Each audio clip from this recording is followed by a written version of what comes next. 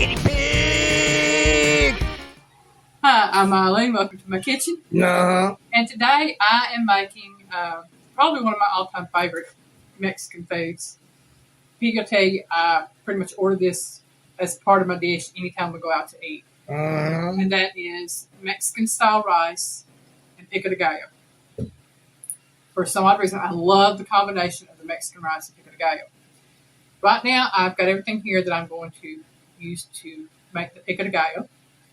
And I will make the Mexican rice after this sets in the refrigerator and chills for a bit. I do have a recipe out for Mexican rice, I believe. But today I'm more focusing on the Pico de Gallo. I don't think I've ever made a video for Pico de Gallo. Pico de Gallo. And basically what it is chopped tomatoes, jalapeno, chopped onion, a touch of garlic, cilantro, a little bit of lemon juice, and some salt.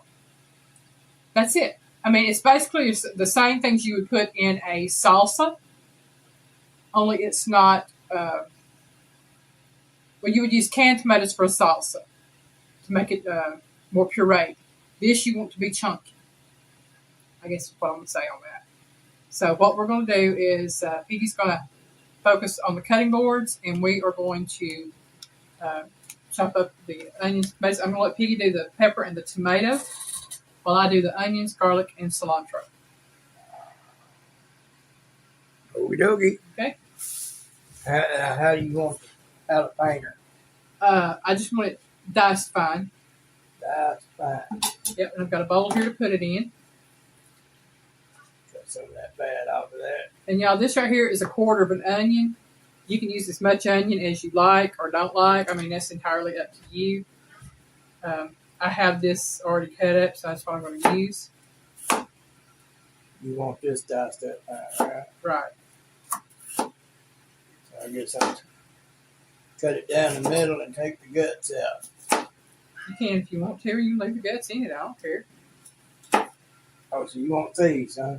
I don't care. I mean, for the Pico de Gallo, it doesn't matter. I mean, if you want it to be a little bit spicier, you would leave the seeds in. If you don't want it as spicy, take the seeds out. Which really and truthfully, the seeds don't have anything to do with the spiciness of it. The spiciness actually comes from the flesh. And the hottest part of the jalapeno, or any pepper actually, is the tip. The tip? Yep, the tip is the hottest part of the pepper. Oh. So I can just take slice this like I would a tater and dice it up fine. Yeah, see, about like I've got my... Okay. Yeah. And that's about the way we want the tomatoes too. Maybe not quite that small. And y'all, I'm using Roma tomatoes. Romas are a little bit meatier than your regular tomato, so it doesn't have as much watery seed, I guess you want to say.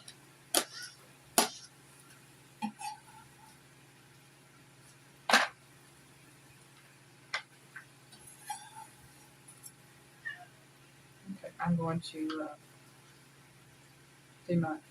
And if y'all are wondering, I am doing this to make it easier to chop this up.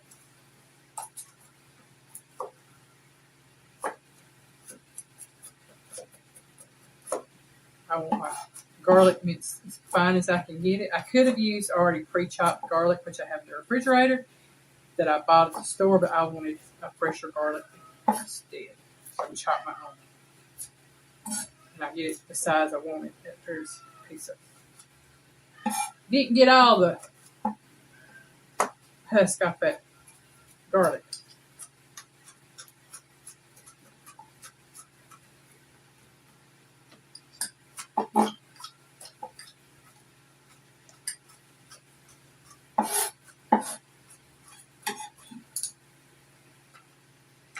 I've actually made Pico de Gallo for Piggy now once or twice before. I made some to go with some pinto beans and stuff I cooked one night. And it went very well. It did. And we actually had a guest come over. It was somebody Piggy'd known for years. He's no longer with us. He passed away. Not from my cooking, y'all. He passed away from something else entirely. Bad lifestyle. Yeah. put this back in here because I'll need that for something else later. Okay. And I'm just going to chop this.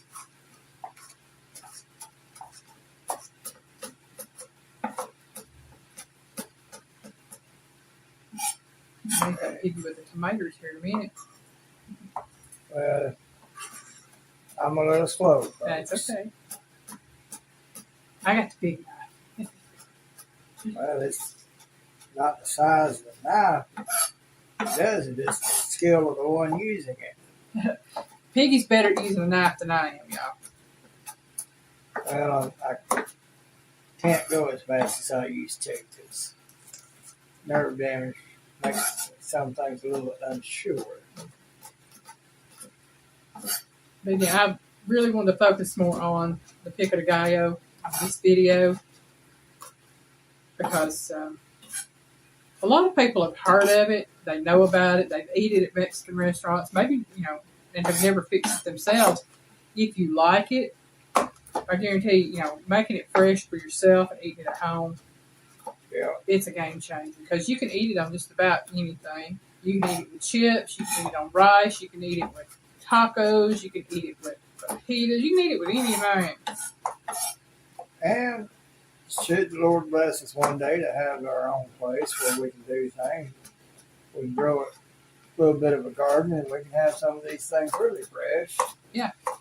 And grown ourselves, so we know exactly what's in it. Yeah, and the thing about it is, if you grow a salsa garden, a lot of people talk about salsa garden, where tomatoes, jalapenos, cilantro, onion.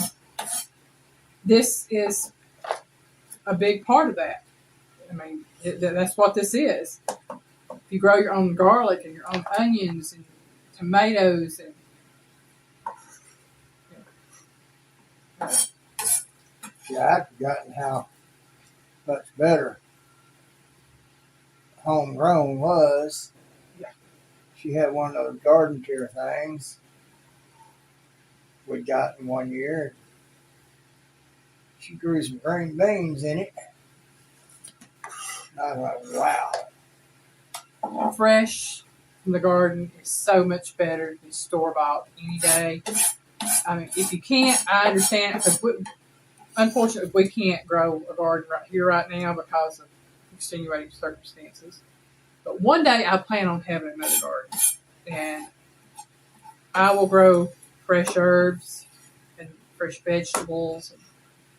I will have hopefully a spring garden, a summer garden, and a winter garden.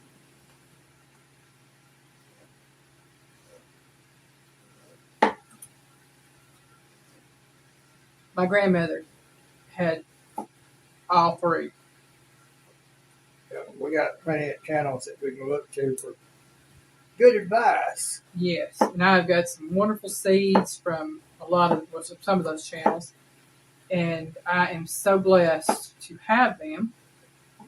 You got Heavenly Hills Homestead. You got Ginger Not For Nothing, Christine, Miss Jordan Farms. Mike at 3 Mississippi. Yeah, and there's so many others. I'm subscribed to. Those are the ones I think of right off. Yeah. I want to say there's one out there called Soul Sisters. I can't think of who that one is. I think there's one called Blacks.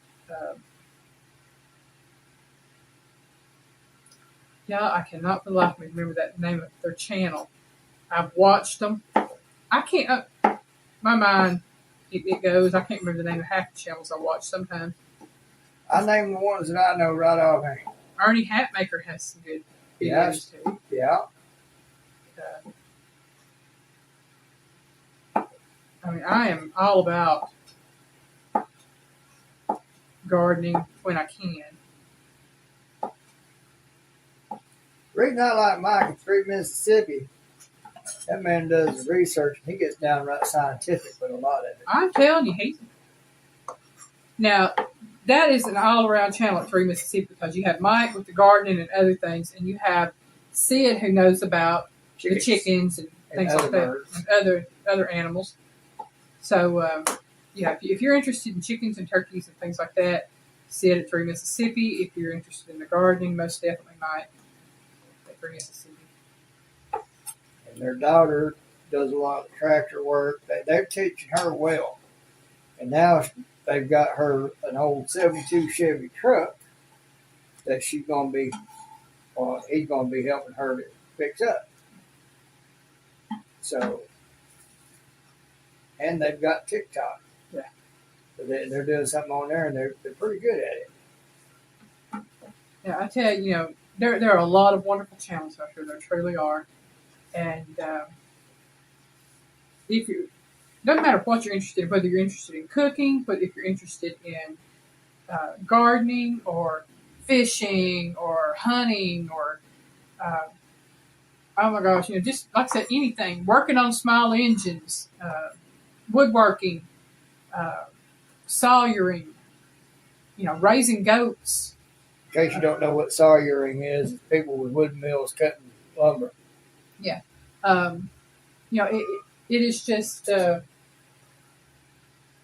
just so much out there that you can watch and learn from. And I am just so amazed at all the different channels. And A lot of great ones out there. there are so many great channels out there. Avid fishermen, fishing and cooking and Bible study. You have, like I said, Not for Nothing Homestead. She has the garden. She raises pigs. She raises chickens. Lupus. Huh? Lupus. Lupus? Lupus. Yeah, she makes lupus. She grows lupus and makes them. She has her crafting chat on Thursdays, crocheting and doing other things. And, Man, I want to crochet like mad. Yeah, so if you're interested in crocheting and things like that, you want to take care of that, I'll take care of this. Yeah. Enjoying the journey cancer is a lifestyle. She does a lot of Lottie. crocheting. Yeah, that's Lottie. She does a lot of crocheting. Y'all about a woman that can crochet. Yeah, Crochet a lot. Yeah, I'm showing you what I'm doing here on my cooking, but I need a spoon, Piggy. A small one and a big one. There's the small one. Okay. Got the salt here.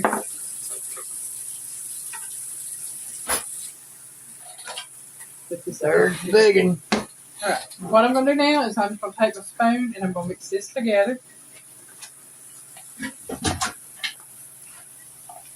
And I've got a tablespoon of lemon juice. I'm not going to put it all in there just yet. Probably about half of it. And I'm going to put a little bit of salt in here. Again, not a lot, just kind of sprinkle some. That is just to give it a little bit of flavor. I'm not going to add any more salt to it.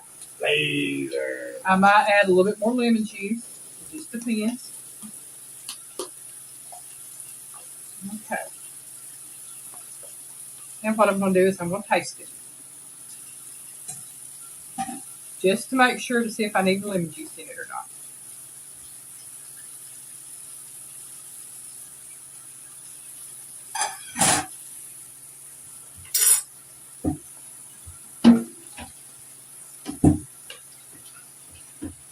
Put the rest of the lemon juice in there.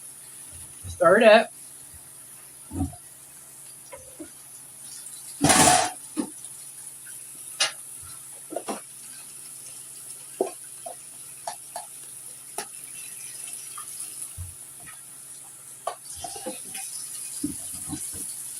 Okay. Now, since I've already had that, I'm just going to put some in here. Take another bite just to see.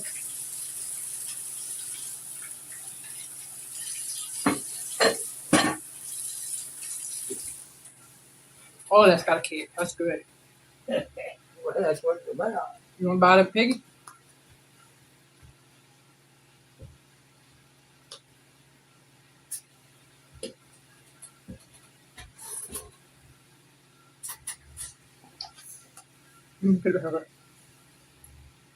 Done with it? I'm done with it. Woo! Told you, got to bite. I got a kick. I like it.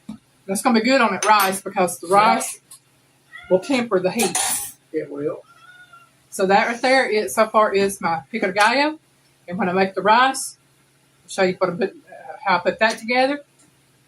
And then we'll do the taste test of the rice and pico de gallo together. So we'll see when we do the rice. All right, I am back ready to cook the Mexican-style rice or Spanish-style rice, whichever way you call it. In my skillet here, I have some bacon grease. You can use lard, you can use oil, whatever you want to use. I've got bacon grease. And There we go. what I'm doing is heating this up so that I can add my rice to the skillet, and I will cook my rice until it is a golden color, a light, nice golden brown. You do not want to burn your rice. Err on the side of caution. It can be a little bit white or lighter colored than darker, but you would like a nice golden color if possible. So I do have 1 cup of rice right here. In my measuring cup here, I have 1 10-ounce can of tomato sauce with enough water to bring it up to 2 cups. I added 2 teaspoons of chicken bouillon, half a teaspoon of onion powder, and a half a teaspoon of garlic powder. That is my seasoning for my rice.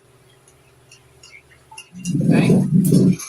So, like I said, I do have a recipe out, and I'll try to find it to link in the description of the Mexican style rice that I have cooked. But like I said, basically I'm just putting my rice in on top of the heated oil, and I will let that sit and cook for a moment. Turn that down. And I'm going to go ahead and cook get this golden. Add the liquid, stir it up really good, put a lid on it, and I will cook it for about 20 to 25 minutes. And once that is done, we will come back and we will taste test the rice with the pico de gallo. All right, the rice is done. Of course, the pico de gallo is done. It's done, it's done. So I'm going to put a little bit of pico on one of these so you can see with the pico and one without for the picture. There we go. Oh, I mean, you want a picture, huh? I need a picador. Picador, picador.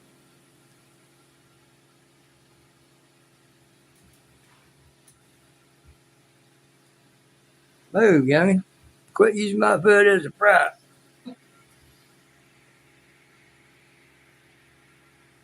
All right. Okay. Got you a picador. All right. I guess I'll bring it up now. Yeah, I'll put a little.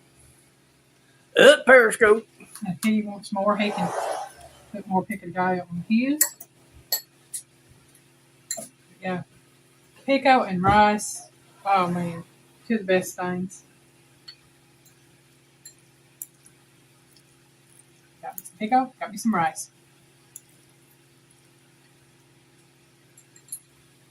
Mm-hmm. Oh, yeah. That's pretty good. Well, that's good stuff right there. My mama liked this. We'd go out to eat Mexican. This is what she'd order: rice and beans, pico de gallo.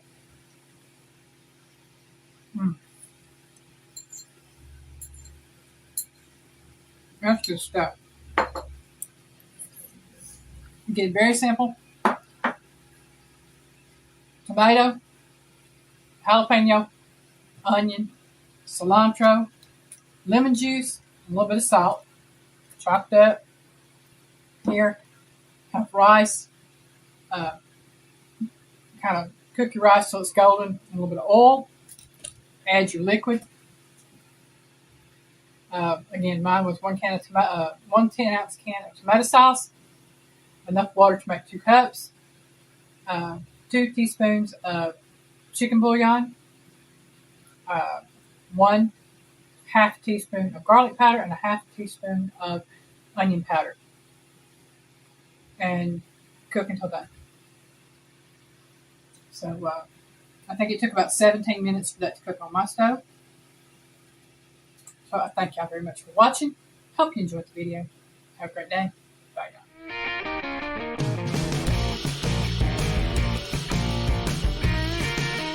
Bye, y'all. Work,